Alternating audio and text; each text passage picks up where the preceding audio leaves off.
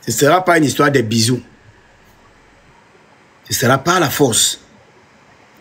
On ne chasse pas un régime vieux de 43 ans en disant que pardon. Non. L'élection, nous on a mobilisé les gens pour aller voter parce qu'il fallait la légitimité populaire à celui qui doit agir, à celui qui sera devant. Cette légitimité populaire met l'armée au garde-vous. Est-ce que vous me suivez? Je vais vous expliquer le pourquoi. S'il n'y avait pas quelqu'un qui jouissait de la légitimité populaire, ça allait être plus facile pour l'armée de vous sortir n'importe qui mimba qu'il met de l'ogre. Vous n'avez aucun ogre à mettre. Le peuple a déjà son président. Même si un militaire mimba là qui fait le coup d'état ou machin, c'est pour donner le pouvoir à Issa Chiroma Bakari. Est-ce que vous comprenez ça? Les gens de Yaoundé, ils voulaient le coup d'état. Ils y avaient même déjà pensé. Et ils voulaient un faux coup d'état pour gâter le jeu. Vous comprenez? Et c'est comme ça, quand vous n'avez pas quelqu'un qui a la légitimité populaire, la légitimité du peuple, c'est là où un militaire sort du chapeau comme un dessin animé et il vous dit que, bon, il va remettre de l'ordre, après il va organiser les élections. Or, la condition qui caractérise le Cameroun actuellement, là, notre contexte, là, le contexte camerounais, là, il n'y a pas un militaire qui peut venir par le pouvoir de Chiroma. Ça veut dire qu'il se graisse contre Chiroma aussi. Et donc, ça n'a rien changé. C'est toujours Chiroma contre le régime de 82. C'est toujours Chef Babana contre le régime de 82. Il n'y a personne, il n'y a pas un militaire qui peut s'agiter. Personne ne peut s'agiter. Le militaire le plus intelligent reste tranquille. Il dit que la fesse, il regarde. Il regarde la fesse. Il n'y a pas. Je vous dis qu'il n'y a pas.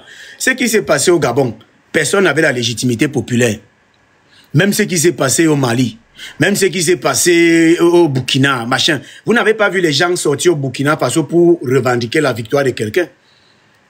Pas du tout. Les gens sortaient au Burkina Faso ou au Mali, au Niger, pour contester quelqu'un, mais pas pour revendiquer la victoire de quelqu'un. Les gens qui sortent au Cameroun depuis quelques jours là, ils sortent pour revendiquer la victoire de quelqu'un. C'est différent. Je suis en train de vous montrer la différence de paradigme. Et le pourquoi aucun militaire ne peut s'amuser maintenant là. Le militaire qui s'amuse, il n'a rien arrangé. Il a seulement pris la place d'un gongo et il doit toujours choquer contre Chef Babana. Est-ce que vous comprenez ça? Vous comprenez bien ça? J'ai vu des gens ce matin sur un truc TikTok, Zoom, c'était quand même bien organisé, appeler l'intervention de l'armée. Quel militaire peut décider de se mettre contre Babana maintenant là? Un militaire par le pouvoir maintenant, il doit gérer Boko Haram, il doit gérer le Nozo et il doit maintenant encore gérer Babana. Il y a un militaire qui a le cardio. Il y a un militaire qui a le cardio. Ou bien alors il y a des militaires qui ont le gros ventre, qui sont enceintes et qui boivent le vin, tout ça. Est-ce qu'il y a un militaire qui a le cardio pour se mettre à dos, à lui seul? Chef Babana et son clan. Son clan part jusqu'au Soudan. Je dis son clan part jusqu'au Soudan. Les Peuls. Cameroun, un peu en Centrafrique, mais ils ne sont pas nombreux. Tchad, Nigeria, Niger, Mali, Burkina Faso, Soudan, du Sud et du Nord, tout ça, jusqu'à là-bas. Il n'y a pas un militaire qui peut prendre cette patate chaude là. Ça n'existe pas. Ça n'existe pas. Un militaire peut prendre le pouvoir dans un contexte où il n'y a pas quelqu'un qui jouit de la légitimité populaire. Les bricolages qui ont eu lieu au Gabon, là, ça c'est quoi ça?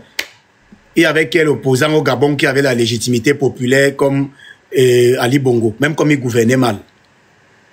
Dites-moi un opposant au Gabon qui a eu le vote de plébiscite. Personne. Personne. Maintenant, là, c'est Chiroma. Il n'y a rien qu'on puisse faire. Le problème, c'est que ces gens, ils veulent tout gâter avant de partir.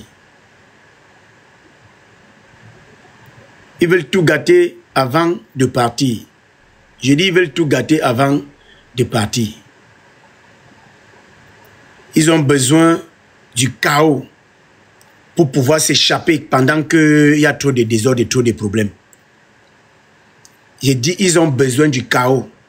Et ils partent maintenant provoquer le MLC pour que le MLC réagisse et ça devient du n'importe quoi. J'ai dit à Mamadou Mota, tu n'as même pas besoin de publier ça. Ça, je te le dis. Laissez le MLC là où il est. On n'a pas besoin. On n'a pas besoin. Dites ça dites ça à Mamadou Mota. Que l'histoire qu'on a arrêté le communal du Mungo, tout ça là, c'est pas de ça qu'il s'agit. Dis qu'on a arrêté un Camerounais, c'est tout. C'est tout. Dis qu'on a arrêté un Camerounais. Laissez le MSC là, il est.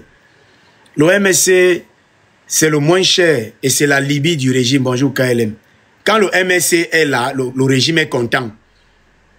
Quand le MSC n'est pas là, le régime n'a pas d'adversaire. Donc, maman, laissez les histoires, laissez le MSC là, il est mon frère.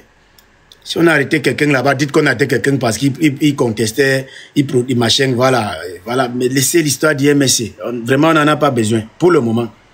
Et je vous ai dit, si le MSC entre dans l'histoire-ci, ils vont devenir un caillou dans la chaussure. Parce qu'ils vont donner la Libye. Je dis, ils vont donner la Libye au régime pour brutaliser n'importe qui et n'importe comment. Et surtout, ça je le dis avec beaucoup de lucidité, et surtout, si le MSC entre dans l'affaire-ci, resserrer les rangs. Vous pouvez négliger le discours anti-Bamileke, mais ça fonctionne. Est-ce que vous me suivez?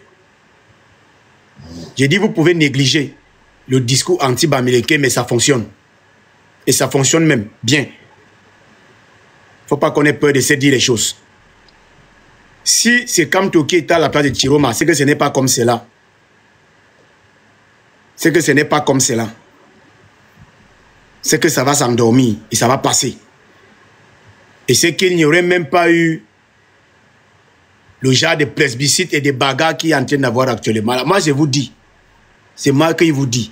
Vous allez me dire que non, beaucoup de gens aiment Kamto. Ce n'est pas ça que les questions. On n'est pas ici pour aimer les gens. Je dis encore ici.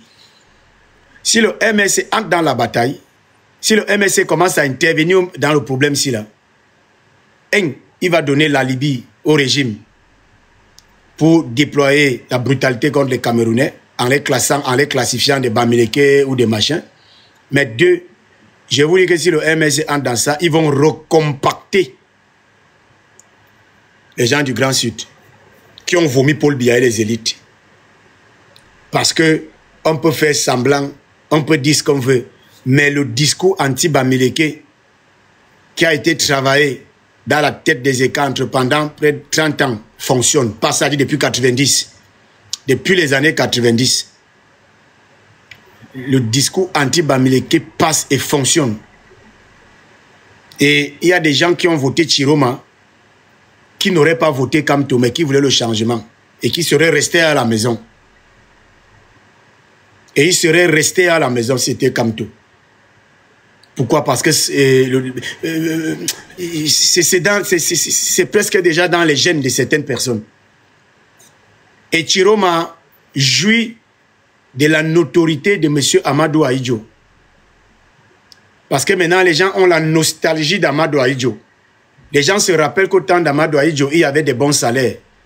Les gens se rappellent qu'au temps d'Amadou Ahidjo, il y avait le transport public.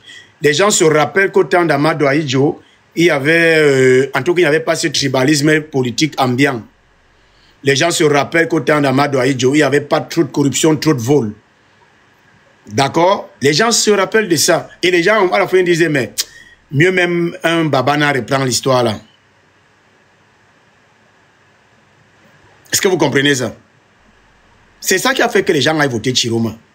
Moi, la majorité des gens que je connais qui sont allés voter Chiroma ont voté Chiroma en nostalgie, pas en nostalgie d'Amadou Ahidjo. et avec une idée selon laquelle les musulmans, les nordistes sont gros, ils vont régresser au pays. Et moi, je suis d'accord avec ça. Je dis bien, moi, je suis d'accord avec ça. Ils sont un peu plus gros que nous. Je dis, ils sont un peu plus gros que nous, des jouisseurs. Vous avez vu l'évêque d'Obala, là, qui fait les cisaillements avec les petites filles, là. Fait l'évêque d'Obala. Qui demande les vidéos aux petites filles, là. Il dit, envoyez-vous, tu peux pas être avec ta camarade, vous m'envoyez un truc. C'est ça chez nous.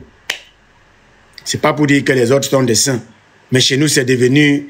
chez nous, on a normalisé ça. Le monde chrétien a normalisé la déviance, la corruption, le vol. Le monde chrétien, pas au Cameroun. Je parle du monde chrétien. Le monde chrétien a normalisé le vol, la corruption, la gabégie, je ne sais pas, tout ce que vous connaissez là. Et donc, beaucoup de gens ont voté Chiroma par nostalgie pour les quelques années de gloire